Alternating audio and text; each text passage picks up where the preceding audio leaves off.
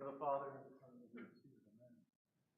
O heavenly King, the Comforter, the Spirit of truth, who art everywhere and fillest all things, treasury of blessings, and giver of life, come and abide in us, and cleanse us from every impurity, and save our souls, O good one.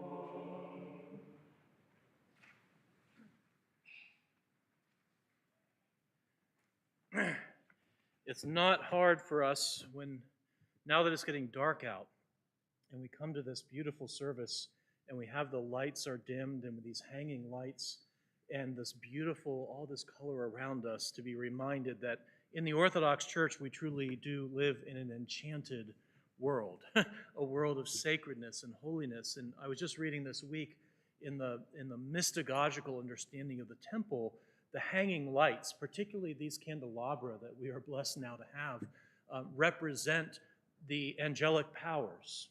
And last week I was sharing with you this image of what it would mean to the ancients to look up in the sky and the stars and to see the stars as lights and to say, oh, those are angelic powers. And they would have understood that within the same sacred context, the same sphere of the sacred as we would understand these lights. Even though we know that's paraffin up there. We know that someone went around and lit them. Nevertheless, it evokes something deep within us. It evokes something powerful within us.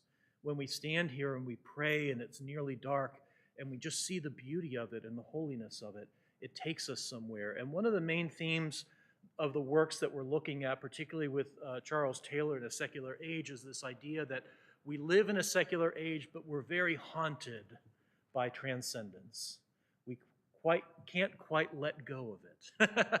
We might think of ourselves as secular people, and we might live very bifurcated lives. We live one way in here, which is a very, and we'll be exploring this, I think, more tonight, a pre-modern and enchanted world. But when we go out there and we go to our jobs and we go to school and we go to our entertainments and our recreation, it's a very desanctified world. It's a very disenchanted world. We can expect to go out there and not meet God, right? We expect to not meet God. In a lot of places. I went to the driver's license center today to get my license renewed. I expected not to meet God. I didn't even think that God would meet me in the driver's license center. It only took about less than 5 minutes, and I was out of there. It was amazing. It was a miracle. If you've ever gotten caught in the driver's license center. But we expect that the world is divided into sacred and secular. It's just part of our inherent experience of the world. And that's what this book is really asking us to do, is to put words to how we actually experience our faith, the way we live it within the sphere of this temple space. And I have a bonus for you of another philosophical work. If we have time, it's really kind of indulgent, but it really captures a lot of what we're talking about. But the reason I mention it is it's called the Spherology. It's a 3-volume philosophy of spheres as space in which we are defined. And it's very fascinating. It's written by another, I'll mention him later, but it's certainly not, Charles Taylor, who we're talking about, A Secular Age, is really Roman Catholic. Peter Sloterdijk, the German philosopher of this work, is not. But he says some very interesting things. We'll come back to that. But we live in a sphere of holiness here, but we don't live in a sphere of holiness out there. And that explains a lot of our experience. Last week, I told you the story of how I was a young child, and I was in the woods, and I heard a witch cackling in the woods, and I thought, oh no, it's a witch. And my friend and I dropped everything that we had gathered from the railroad tracks, all our little treasures, and we ran home, and we were out of breath, and we told my mom, oh, there's a witch in the woods, and she cackled at us, and we almost, she almost got us. And then almost immediately we realized, well, no, that's just silly, right? Because we don't believe in witches. Why did we think that the witch from Snow White was hiding out in the woods in Thornburg, ready to boil us in a cauldron. Of course, that was, the minute we thought about it, it was stupid. And this is important because we live in a disenchanted world in that sense. And there's part of the narrative of secularism is called the narrative of subtraction. When I was a child, I was innocent and naive enough to believe that when I heard cackling in the woods, I believed there was a witch who was about to kill me, right? And that was a naivete, that was an innocence. But as I got older, I realized I was 9, it was some 12-year-old having fun with me, scaring me and knowing what he was doing, okay? So the subtraction theory of secularism says that once upon a time we believed in fairies and ghosts and goblins and demons and all kinds of things, including things that were sacred. But then we grew up. We got rid of all of our prejudices. We got rid of all of our superstitions. We began to move beyond belief in dwarf maidens like Kristen Lavren's daughter is experiencing in the mountains of Norway. We moved beyond all those things, and now we live in the world the way it actually is. But the question is, do we? And this is, again, the complication is that, number one, this idea of shedding what is obviously not real. We don't believe in wood fairies or forest sprites or dwarf maidens, okay? We don't believe in those things. But those things are more entwined in the enchanted world with the sacred world and the power of things and the power of the world to define us than we perhaps might realize. And interestingly, it's going to be our old friend Calvin, who we'll see tonight, that helps to begin a process where by rejecting the sacramental reality of the world, a sacramental reality that we are entirely at home with in here, with relics and pilgrimages and sacred sites and holy things and holy water and blessing candles, blessing herbs, blessing flowers, blessing all these different things. That sacredness of the world. Calvin's going to reject all that, and we'll explain why. And in doing so, ascribe all such instincts to bad magic, all right, or black magic. If there's no good magic, there's only bad magic. There's only black magic, and so every kind of superstition must be rejected.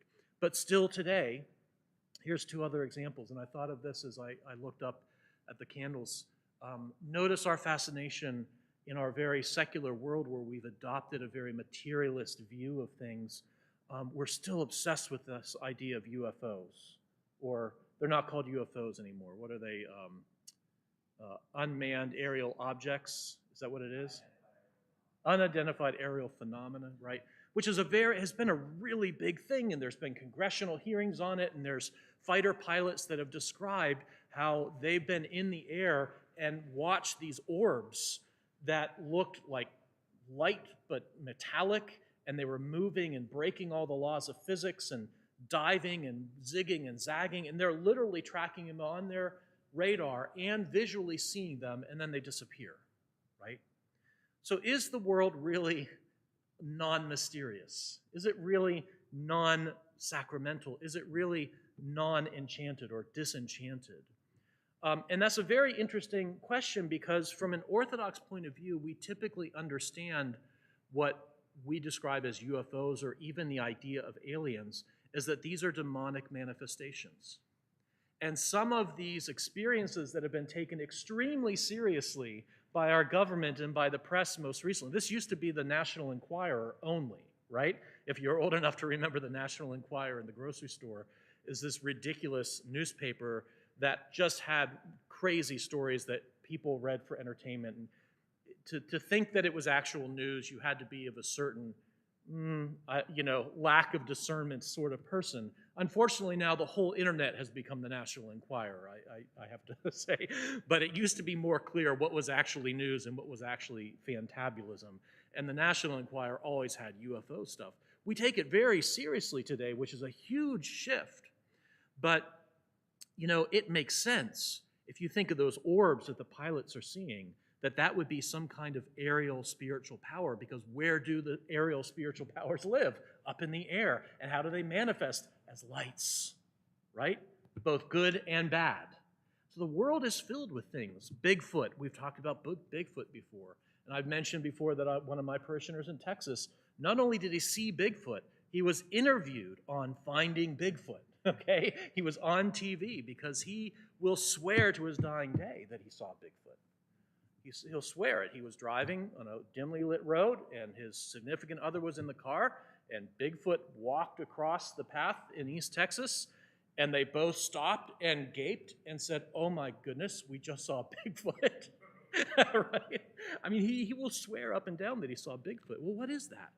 You know, it's probably either a trick of the mind or a demonic presence, because there's obviously no physical evidence of Bigfoot, but there's so many people who have seen it. And what does that mean about the world we inhabit? Are there really no dwarf maidens in the woods? If Bigfoot can be in the woods, what else can be in the woods? So we've lost certain aspects of our enchantment in the disenchanted world, but they keep coming back, right? And even the most rigid secularist feels often haunted by transcendence. Even those who, for instance, have long given up church will still wander over here on Christmas and at Pascha, because why? There's something pulling them back. They're comfortable in their secular life, right? So last week we defined secularism. I'm not going to spend any time on this other than to say seculum refers to the age or roughly the span of life of a person, and it refers in the pre-modern enchanted world to simply the fact that there are those who give themselves wholly to sacred pursuits and others who are pursuing things that benefit the worldly needs that we have. But that was never understood the way we would understand that as sacred and secular, because they were all sacred in that world. But it did make a distinction between types of jobs that we had. We're going to talk about that a little bit more tonight. But then we moved into the secular world that we're more familiar with, which is that we moved God out. And we expected to have public spaces where God was not present, and we didn't invoke God, and we didn't see or understand God to be important in those places. And then in the secular 3 definition are conditions of belief in Charles Taylor's thought. And the conditions of belief are simply this, that we might believe in God in our secular world, but we believe in a different way because we're aware of the alternatives. We're aware that we can sleep in on Sunday and we could play golf or we could watch Netflix, and that this would not be a scandal. Well, maybe just for some of you, to other people in this church, if they found out that you had decided, I've given up on the whole God thing and I'm just going to watch Netflix every Sunday, that would be a scandal. But by and large, there's no social repercussions for you doing that, which means the conditions of belief have changed. And that means that our faith it functions differently in our lives because of that. So what I wanted to do tonight is go and boil down more how this unfolds. There's basically 5 patterns that shift. A lot of these patterns shift before the Reformation, but really kick into high gear with the Reformation. And we'll sort of finish up tonight with understanding how Calvin helps to usher in the disenchanted world, the desacramentalized idea of Christianity, and how we relate to it. So without further ado, let's get right into that. So remember some of the questions that Charles Taylor is asking. How did we move from a condition where in Christendom, i.e. in the pre-modern world, people lived naively within a theistic construal, naively not meaning,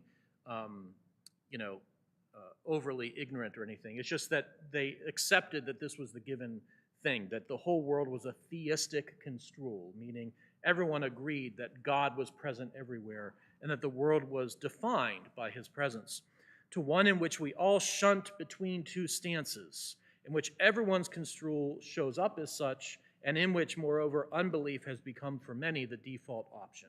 Now, that's one question. And a simpler question, why was it virtually impossible not to believe in God in, say, 1500 in our Western society? In other words, it wasn't an option. And if you didn't believe in God in 1500, it was a huge social scandal. Your family was throwing fits. I mean, it was a major thing. Why was that possible? But today in 2000, many of us find this easy, not believing in God, not only easy but inescapable. Or to some degree, it affects our belief. It affects how we believe. So the first way of understanding what these forces do, and of course the granular version of this detail is in Charles Taylor's A Secular Age. I think it would be a very interesting study to do if anyone is really looking for a challenge. I know I've mentioned Jacques Barzun's book, From Dawn to Decadence, which is a kind of historical, cultural history of the move from the beginning of the modern age, which is the Reformation, to the decadence of the current stage. And it's a tour de force. I've described it before. It's the education you never got in college, because he brings together all these different features of what happened in Western Europe in particular and explains how the world got to be where it was. It would be very interesting to read Charles Taylor and Jacques Barzun side by side and compare their views of how this narrative plays out. I only mention that because the details of how the narrative play out are just that. They're too granular and they're too much for an adult education class, and I'm not going to stand here and bore us with those details, although many of them are very fascinating. But the point is they have an impact. And the first impact is that people moving from the pre-modern enchanted world to the modernity, the disenchanted world, go from experiencing life as being porous to being buffered. All right, those two words, porous and buffered. What does that mean? If we are porous in the pre-modern world, it means that the person is vulnerable and open to influence of spiritual forces, both bad and good. You're open to receive blessings. And notice we did this very pre-modern thing. We came up here, we fell down before the sacred cross, we went around and the priest blessed us, right? So we believe that we can receive those things, that there's power outside of us, and that power moves from outside to the inside, right? We believe that we can receive, that we're vulnerable to blessings and vulnerable to curses, vulnerable to grace, and vulnerable to evil, okay? So remember Kristen Lavren's daughter, she's in the woods, she's by herself with the horses, she's looking at a reflection in the pond, she sees the dwarf maiden, and she feels terrified and thinks she's about to lose her life, much like me and my witch in the woods of Thornburg. You're vulnerable, okay? So what this really is an understanding that people and things have power and influence over you. Obviously, we haven't lost this, okay? So I'm describing something that's typically pre-modern or belongs to the enchanted world, but this is why this is such an interesting question for us as Orthodox Christians. This is exactly how we still live, isn't it? We believe that we can go over to those relics, and those relics have the grace of the Holy Spirit in them. That's why they're there, and that we can bow before them and venerate the icon and kiss the relics and receive grace, receive healing from St. Panteleimon, right? We can be anointed with holy oil, and there's power in that oil to move from outside of me to inside of me and to meet my faith and to affect change within me. So I'm porous to these blessings. I'm porous to these sacred things. And it used to be that everyone was like that in all manner. So that it also meant that if I went into the woods, I was vulnerable and porous to spiritual evil as well. Well, again, there's the UFOs and there's Bigfoot and who knows what else we're porous and vulnerable to. To have this worldview is to believe that both persons and things had power and influence. And this is an important idea. Things can do stuff. This is what's going to trip up Calvin later. Just this very idea. Things can do stuff. So all the things I've just mentioned, relics, the Eucharist, going to draw water from a sacred well, sacred places, going on pilgrimage to sacred places, hearing of a wonder-working icon that's weeping myrrh and going to that icon and being anointed with the myrrh. Those are things that have power and that can change me. Again, we are completely, that's normal for us as Orthodox Christians. That's not normal for a lot of other people, right? They might have superstitions, and again, these ideas might persist, but there's a fundamental shift in the mindset of what happens. What Taylor says is to be human is to be open to an outside. And this goes away with disenchantment. In the shift to the modern imaginary, minds become bounded inward spaces, insulated and isolated in its interiority, giving its own autonomous order to its life. And here's how I want to try to provide a world picture then to kind of identify the difference between the buffered modern self and the porous pre-modern self. The porous pre-modern self believes that they live in a series of concentric spheres of influence in which the outside world moves towards them to influence them spiritually and to largely define what is the purpose and meaning and beauty of their life. In other words, they belong to an outside that is bigger, much, much bigger than they are. The family is bounded, the person is bounded within a family, the family is bounded within the village is bounded within a larger society, the society is bounded within the cosmos is bounded in God. And everything has its place, everything has its order, and this is a hierarchical understanding of layers of meaning and layers of purpose and layers of identity, and all of it is coming to me from outside of me. This is what the pre-modern person experiences. In terms of the balance between I and we, the we is much heavier. Sorry, I guess we, yeah. The we would, I is light and the we is much heavier, right? There's more of the we in me than my identity as myself.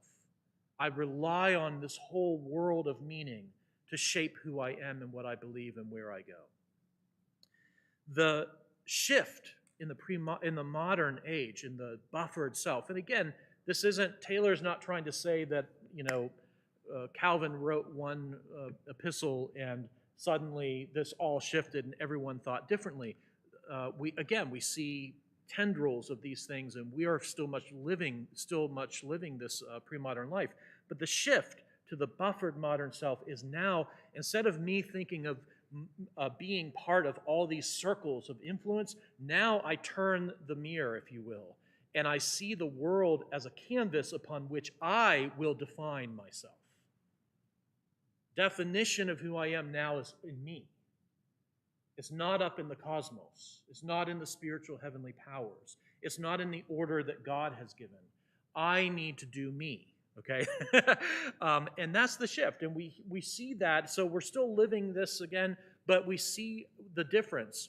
One is I'm part of something much bigger, and it's in layers above me, and the other, I really think and experience myself as being the center of the universe, that I get to define everything I'm going to do.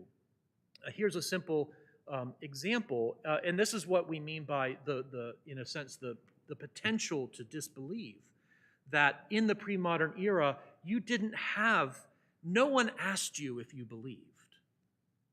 It wasn't a question. It was barely even, I think, on some levels, a completely individualistic idea. Everyone believed, and that belief was given to you. You didn't make it up. You didn't decide to change. You believed what you believed because you were part of this world that was very, very much defining you. All right? So 2 ideas here. I'm porous, I'm open to the world, but now I'm buffered, and now I am defining the world in my own image. And that really marks a shift from we to me, to I. I will determine what I will do. Another example of this is just the way that we talk to our children. We used to say, oh, well, our family are farmers, and you've been born into the family, so you will be farmers. And there was never a choice. That wasn't something you got to decide, well, no, maybe I want to be a skydiver and do it professionally for Red Bull. No, that's not going to be a choice, right? You're going to be a farmer. Whereas now we say to our kids, well, you have to find what's right for you. You have to define your path forward. And while that can be, on the one hand, incredibly liberating and freeing, it also becomes the source of a lot of our modern pathology. By taking away this sense of being connected to and defined by a much larger world of concentric circles of meaning and power, I'm now left with myself. And I have to define for myself what my world is going to be. And that can be terrifying. That can be terrifying. We can coast with that throughout the period of modernity up until the modern era, largely because the world still provided us some grips of identity, and we could still kind of make sense of that. We'll talk about this as we go more in terms of this feeling of what this feels like. But I think something turned more recently, probably about 14 years ago. Something turned, and it's not the internet, it's not social media, it's not cell phones or smartphones, although those are all symptoms of it. It's more a loss, a sort of additional burst of a bubble where we suddenly realized we're porous again, but now we've got nothing. It's not a divine world that's defining us. I have to define everything for myself. And this is where we see some of the madness of our contemporary age that we live in. People doing strange things. And it's like they've been cast off into an island of their own isolated ego, right? So we're living a pathological state as we progress through these stages. But the other aspect of this, the porous self and the buffered self, is this move from things can do stuff to only I can act, okay?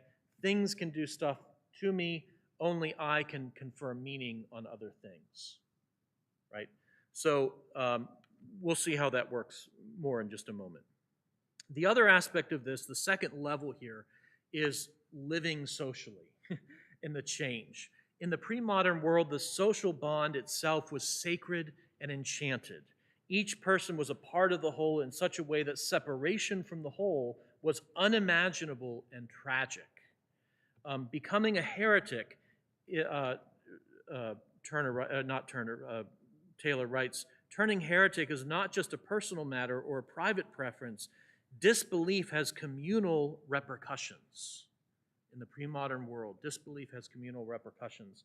Now, Smith, this is the sort of, remember I told you about this book, it's sort of like a reading guide to this much larger work, A Secular Age. Doesn't mention some of this, but what Taylor mentions, an example of this that we often struggle to understand, is how in earlier periods of history people were treated that stepped out of line. And because we are so prone in our own experience to say, hey, everyone, let's let everyone do their own thing and let's everyone be their own authority, and belief is a private thing, let it go. Think about witchcraft, for instance. One of the interesting things about the persecution of witches is that as horrible as that was, if we think of young women being accused of witchcraft and some of the obvious nonsense that went on in Salem, Massachusetts, in those stories, but those stories go all the way back, right, into the pre-modern world, into Europe. And what's interesting is as late as the 16th, 17th century, now we're into the Enlightenment, we're into the buffered modern self of rationalism, there was still an explanation that the reason why you had to persecute witches ruthlessly was to prevent the wrath of God from falling on all for the sake of the wickedness of the few. In other words, you really believed that by going after those witches, you were averting the wrath of God, rightly deserved, if you knew that there was witches in your town or city and you did nothing about them but say, oh, you know, they're Wiccans. They get together and they knit and they talk about Harry Potter or whatever. You know, this is no big deal. It's okay. The very notion that someone in the pre-modern world could step out of line and begin to dabble with the occult forces was considered to be a threat to the whole. It was a threat to all of people. And so your instinct of stamping out that threat and ending up doing horrible things to witches is because you believe God was going to punish all of y'all, if you say that in the Deep South, all y'all. He was going to punish all of you all for the sake of the five who you let do their own thing. So it's a very, very different idea of what it meant to be part of a social collective. Your life was defined by the whole, but also you mattered within the whole, and what the things that you did affected the whole. This is a very, really, really powerful idea, but what Taylor writes is that the buffered modern self is essentially the self that is aware of the possibility of disengagement. Aware of the possibility of disengagement. I don't have to live in that society, which is itself, all of its bonds are sacred, and therefore everything I do has all these layers of meaning. I can go and live on my own, all right? The possibility of disengagement is part of what defines the modernity or secularity, that my own private opinions and beliefs and actions are about me. They're not about you, right? So here's another example, and in some of the early days of the pro-life movement, we can ask what motivates us in our ideas of what is the pro-life movement.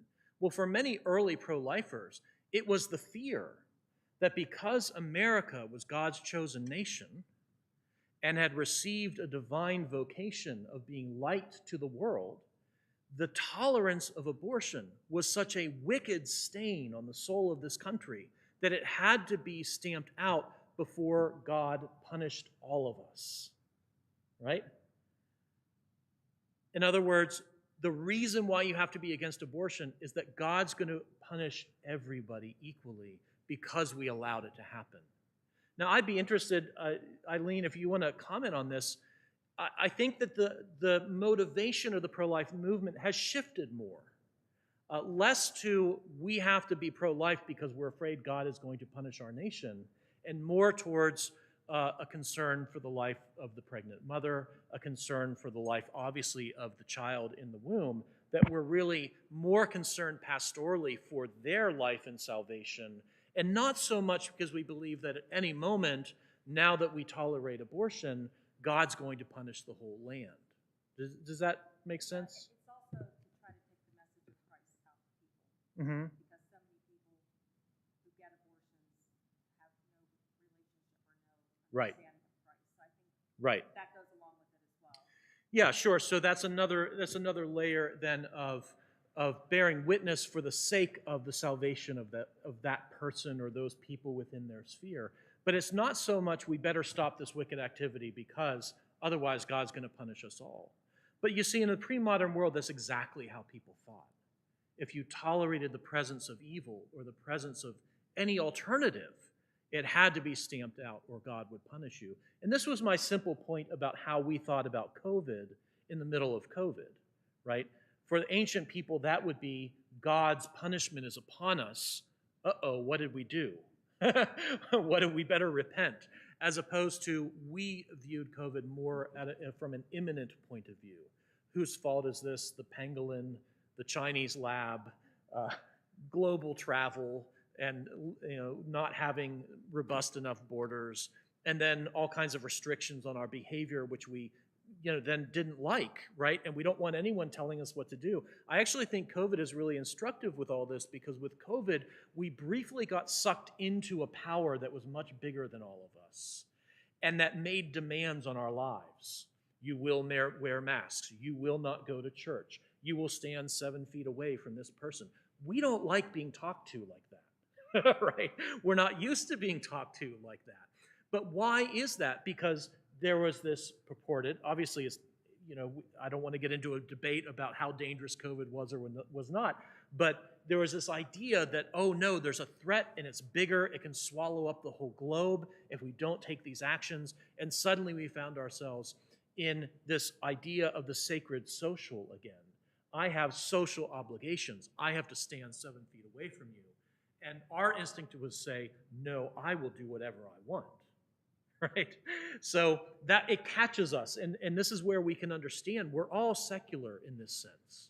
Every single one of us, we're struggling, we're wrestling with what does it mean to believe in God, but also live in the secular world where our minds work that way. And sometimes they work exactly like the pre-modern enchanted world, like the way we approach relics, and other times it works totally opposite, like, yeah, let people do what they want. We're not really afraid that God's going to punish our nation and remove his divine hand of providence from our chosen calling in the world. We don't think that's going to happen. But you see, we thought that way all the time during the Cold War. That was very much a part of our political landscape, was to appeal to God's chosenness of us as a people because of the atheist communists, you see. So even that is a shift, a more recent shift. John, did you have your hand up?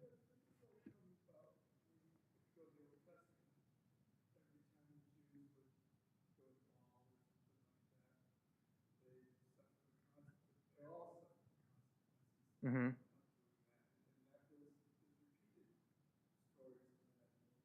Sure. Like the idea of divine wrath and retribution on the people, absolutely. But it's bigger than just the Jews, because everyone believed this way. Everyone believed that the God that they worshiped, or the gods that they worshiped, had to be pleased, and if you didn't do what they did or wanted to order society, society would begin to break and you would all suffer. So yeah, this is, again, it's part of the pre-modern experience of reality. Is much, much more social, much more communal and connected than I think most of us can even fathom or imagine. Again, we are so deeply individualistic because of the way the secular forces have shaped us. So, yeah, living social, the social bond was sacred, and it meant that we were part of a whole. And let me say something else about this, because I think, remember that for some of you heard me said this session, this year of adult education, if you will, we were going to be talking about the relationship between Orthodox spiritual life and cognitive behavioral therapy, okay? And that's part of this. It's something that Bishop Alexei is going to bring into his doctoral dissertation, a PhD dissertation, later in our class when we start talking about the ethics of beauty and the empire of therapy. But this is really important, because this is a shift in terms of the grounds of what it means to be connected, the grounds of what it means to feel safe, the grounds of what it means to feel protected. The pre-modern self they might have been open to spiritual evil, but they were also open to spiritual good. And they were also part of these varying layers of defining protection. And one of the experiences, and this is where Sloterdijk comes in, and I'll read for him in a moment because it's just too good. One of the experiences of our age is that we're now exposed to the cold meaninglessness of the universe. And part of our descent into depression and anxiety is that we're looking for some grounding of meaning and we can't find it anywhere. And we're thrown back on ourselves to define it for ourselves, and we realize, I'm not enough. I'm not enough. I'm meant to be part of something bigger. I'm meant to be taken up with my people into the triune God himself. That's what I'm meant to do. But so many people today find themselves suffering in mental health because they find themselves completely isolated. Even though they have friendships, even though they have, voluntary associations, it's not the same thing. Precisely because, and this is, I think, what Taylor is really indicating also about our belief, precisely because you are free not to do it. And we are stuck in this tension between liking the fact that we have that freedom, but also suffering from that freedom. And that's why we're going to keep peeling back the layers of this onion to understand how all these things affect our faith. Here's another quote, once individuals become the locus of meaning, the social atomism that results means that disbelief no longer has social consequences. All right, so that is obvious to us. It was not obvious several hundred years ago. It is part of a long process, and it's not simply because we've cast off the fetters of our superstitions and our ignorances, and we now know the world as it is, as a material reality that simply follows physical laws and has no meaning but chance and survival. Okay, that's not That's not the world as we understand it as Orthodox Christians. All right, here's another level of this, and this is called the carnival is over, lowering the bar for flourishing. Carnival is something that we know about as Orthodox Christians, but I find this very interesting because we don't experience it quite like the Roman Catholic West understood it. Carnival, not like the Butler County Fair, right? But carnival like New Orleans the week before Western Lent begins, or any number of South American cities that have carnival celebrations. Carnival used to be a very big thing in Western Europe. It was very interesting because carnival was understood to be a defined period of time, whether it was a week or 2 weeks, where all the order of your world could be turned on its head. And suddenly the king is serving the jester, and children are dressing up like bishops and blessing others, and people are playing pranks on each other, and they're over drinking and they're overeating, and there's sexual proclivity, there's violent acts that are all part of carnival. It's a massive unleashing of tension, okay, which is what carnival really functioned as in Western Europe. I'm not sure that something like Maslenitsa ever functioned that way. Maybe you can correct me, but Maslenitsa is a much tamer affair. Maslenitsa is basically our version of carnival. It is the sense of the fast is beginning, therefore let us relax a little bit today and enjoy the fruit of the land because tomorrow we deny ourselves. But it never goes into the immoral, whereas carnival in Western Europe, even in the deep Middle Ages, became an excuse for a pretty profound immorality. Actually, a pretty good estimation of carnival are these, I've never seen them, but the Purge movies. Have you all heard of the movies called The Purge? And it's the same idea that society is kind of tense and held together in this authoritarian thing. And so there's one night every year where you can do whatever you want. If you want to commit mass murder, there's no consequences unless someone kills you in the process of committing mass murder. And so it's one of these horror movies that this idea that for one night we forego all the restraints of law and all the restraints of social expectation. Well, why is this important? There was a tension in pre-modern culture between the power of self-transcendence, which is you are being called to grow in sanctification by Jesus Christ and the saints. You are expected, even if you're a farmer, even if you're a cobbler or a bread baker, you are expected to grow. Your life is defined by transcendence, okay? And this is a self-transcendence. It's a calling that's bigger than you are. A turning of life towards something beyond ordinary human flourishing. And so there's a tension between transcendence and the calling beyond ordinary human flourishing and the this worldly concerns of human flourishing and creature comforts, okay? So this is a tension between what eternity required and what the mundane vagaries of domestic life demanded, all right? So I've got to do all this work and all this labor and all this cleaning and all this washing and butchering the hog and, cooking for hours and hours and hours, and this very difficult physical life of just attending to food and clothing and shelter and water and what we're going to drink. That is a heavy burden. But on top of that, I've also got this transcendent call to transcend all these concerns and be living for eternity. And this creates a tension. And it's this tension that the carnival was often meant to dissipate, to open the valve and let it out, let everyone let off some steam. But the interesting thing about carnival was that it was not revolutionary. Carnival was not a rejection of the way the world worked. Carnival was indeed the opposite. It was an affirmation of the way the world worked, but recognizing sometimes everybody needed a little break and needed to push the boundaries even of morality. So again, as Orthodox Christians, we're describing something that doesn't quite fit our understanding of the faith. Yeah, John. It's like that. That's a good question. Is Halloween a form of carnival? I've never read anything that's made that connection. usually there are histories of where Halloween comes from, and I've never heard that Halloween is sort of an adaptation of Carnival. But it's interesting to think about that because it has a similar effect. Children dress up and get to go and say nasty things, trick or treats. Have you ever seen Meet Me in St. Louis, the movie? One of the great. It's really, we think of it as a Christmas movie because it's the song that Judy Garland sings in it, "Have Yourself a Merry Little Christmas." That's the film that was written for. But most of the film doesn't take place at Christmas. It's just the end of the film that takes place at Christmas. But earlier in the film, it takes place in Halloween, and it shows what Halloween looked like in like, I don't know what year that was, 1920 or something like that. When was the World's Fair in St. Louis? Someone can Google that real quickly.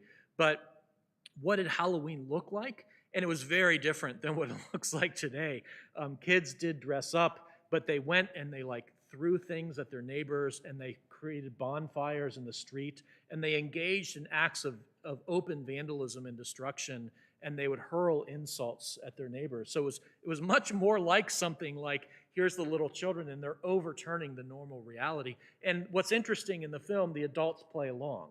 It's all part of the fun of letting the world turn upside down for a night. So I think that's a great question. It's similar, yes. Yeah.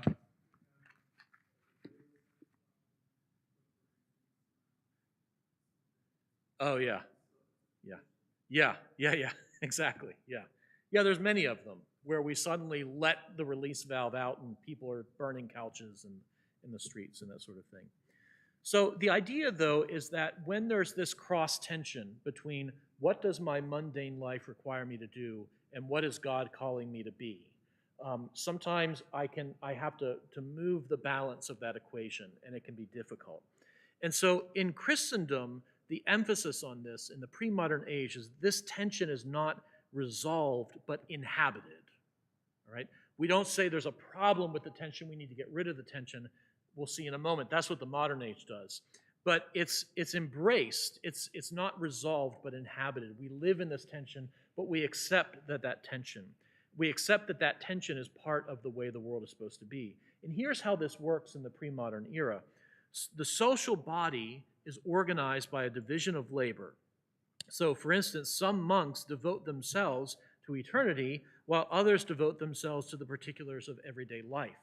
But what's really important is that rather than seeing this as a position for the monks of power and privilege, although they would sometimes make it that, the real essence of this was that the monks did what they did on behalf of the whole. This gets into that social living, this social imaginary again, okay?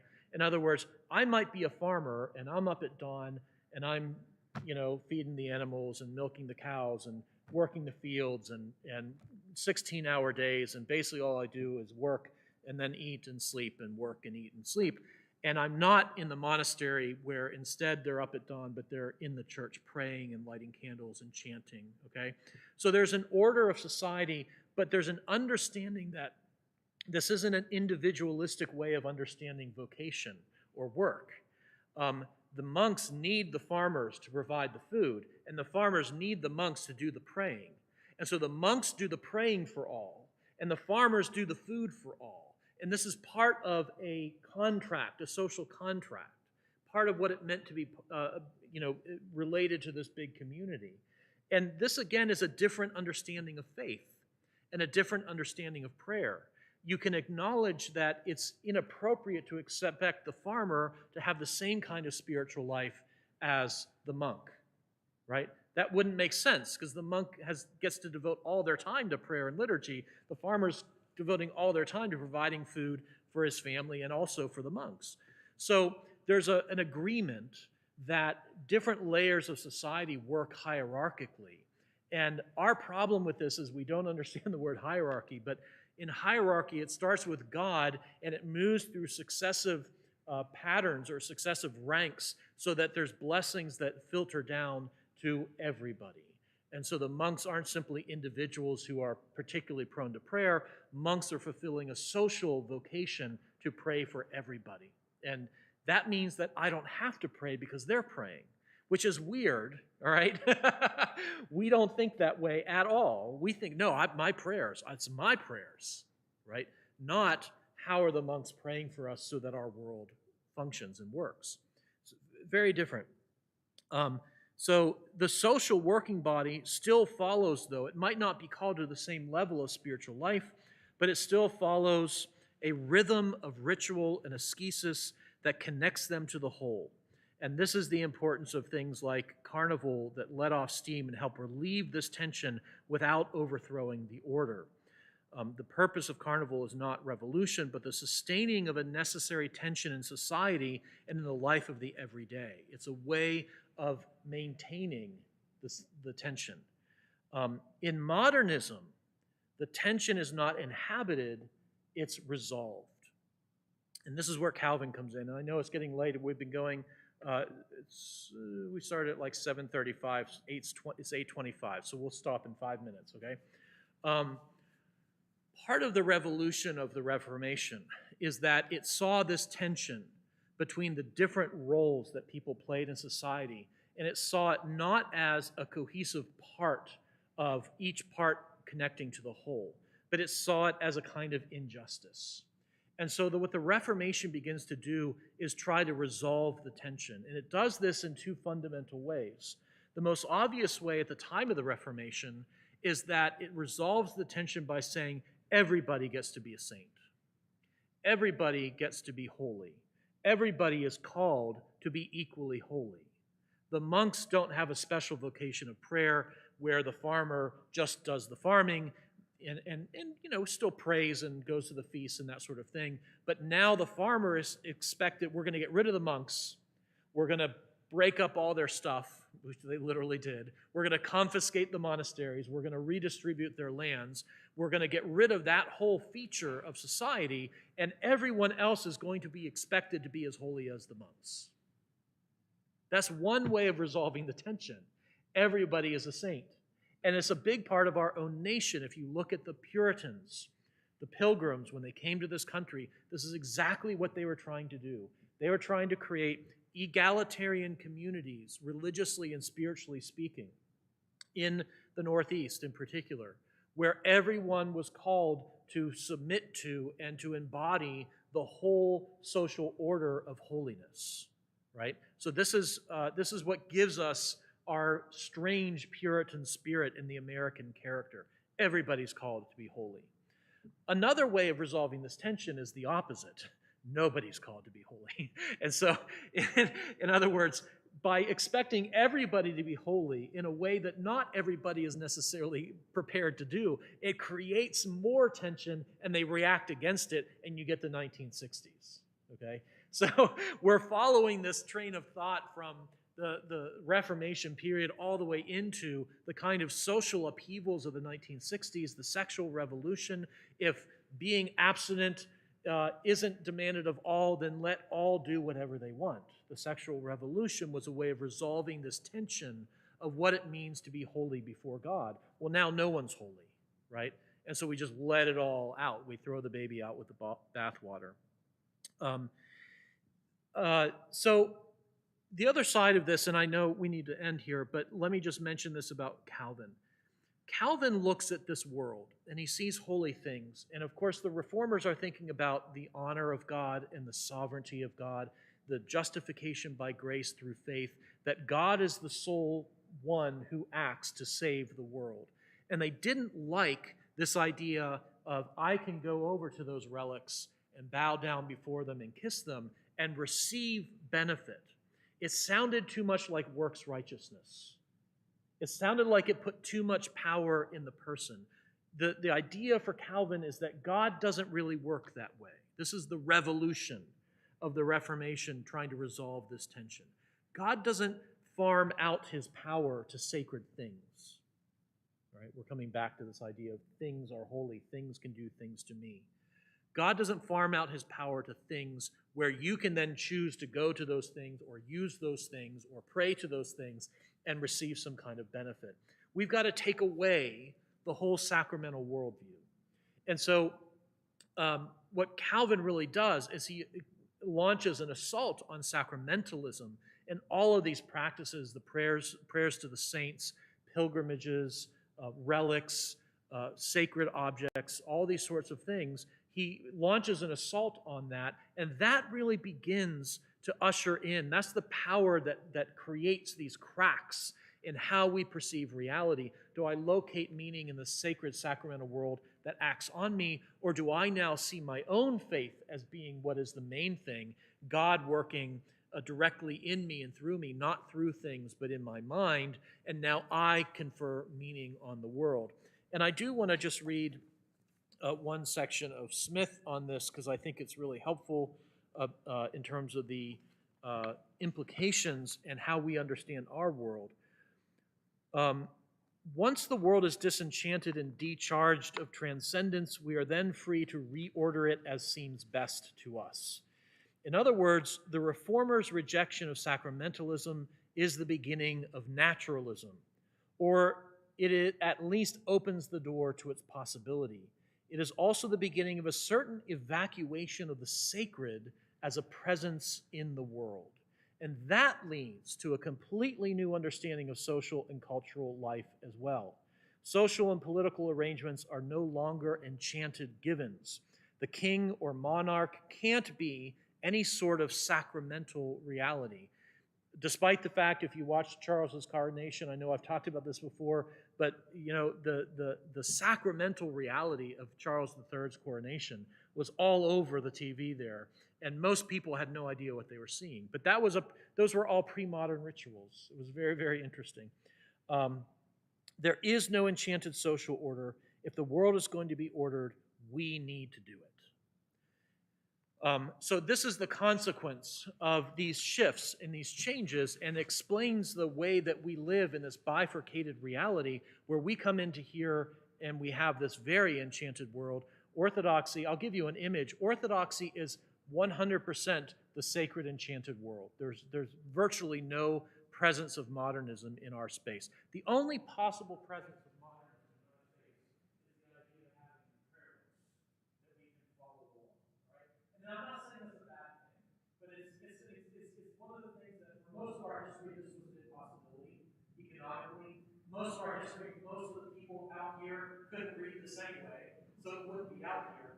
And for most of history, our worship was meant to be experienced physically. It was meant to be embodied, not read, okay? But that's very much a modern idea, that we come to church to read and to think. So that's the one exception. But otherwise, the Orthodox Church is entirely pre-modern, entirely enchanted. The Roman Catholic Church tries to mix both. It tries to have a lot of the elements of enchantment of the sacramental and the sacred world, but it is also consciously attempted to modernize in a lot of different ways, particularly its liturgical forms, but also its thought forms. And that's a very interesting thing. But in the Roman Catholic Church, it feels different because they're trying to be both pre-modern and modern at the same time under the same roof. A Protestant church, with few exceptions, some Anglo-Catholics wouldn't follow into this, but most Protestant churches are entirely modernist. There's nothing of the sacred and the enchanted at all involved with them. And they're human-focused, and that's why they build theaters, right? Because you are the focus. You are watching the stage, and you're just receiving a kind of entertainment and a good message. But it's an entirely modernist, flattened, non-sacred experience. So, and I don't mean that as a, to put anyone down. It's true.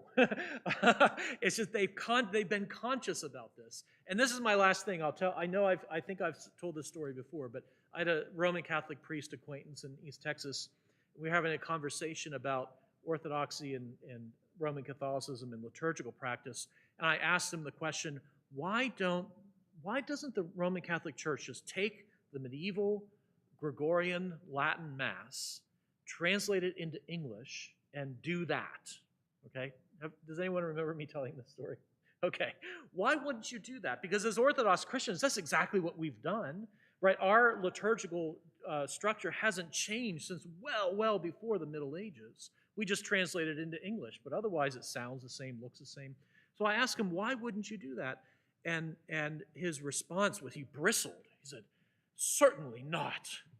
like it was an offensive question. I've never understood why would you, first of all, why would you not understand that as an Orthodox Christian, that is what we do, and you're bristling like we're crazy.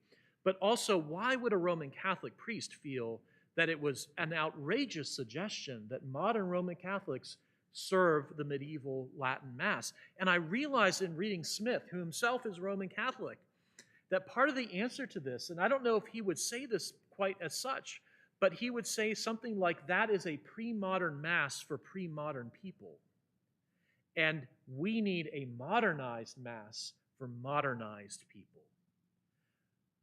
The world has fundamentally changed in their mindset, which means that all the forms have to change. But as Orthodox Christians, we don't believe that at all. And how does that affect the way that we, again, move into this world that's rapidly hurling towards deeper and deeper change? Well, we don't have time for our friend Peter Slaughterchick.